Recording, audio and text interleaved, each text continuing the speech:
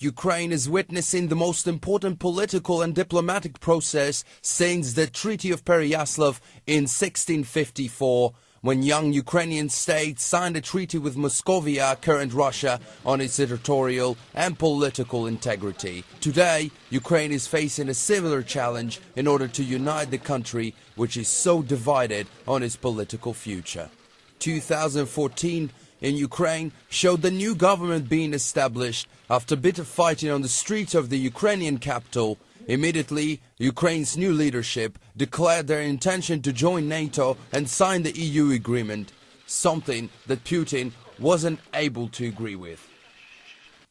Lynn University senior Francesco Oberau has been following the events in Ukraine. He was baffled by what he saw on Maidan in Kiev in winter of 2014, but after Yanukovych fled the country, he thought it would change, but it became worse.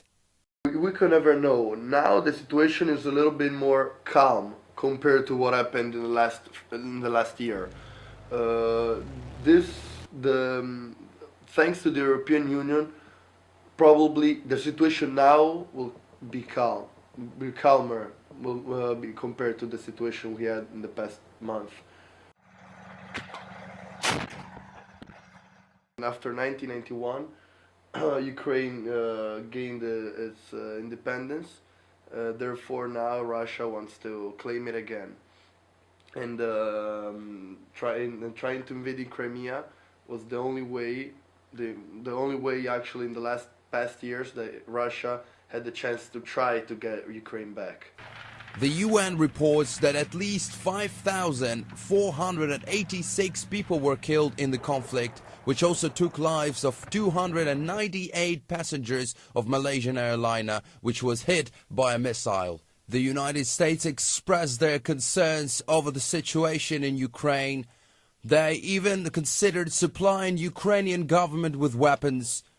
America is the only power capable of stopping Russia. What can Americans do should the ceasefire collapse? Russia doesn't like to lose, and they don't want.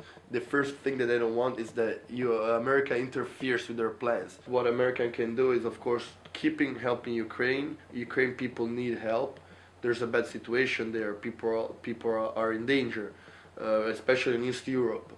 The thing is that the rebels there have to be kicked out of the region, of the country. That's for sure.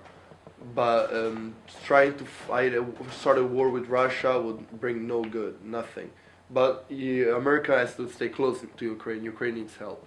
It is still unclear whether this peace deal will last, as heavy fighting was reported around the city of Debaltseve only a few days after the truce was signed. Some people say this is the last chance for both parties to establish the long-term deal in the region. If they don't do that, the war is imminent.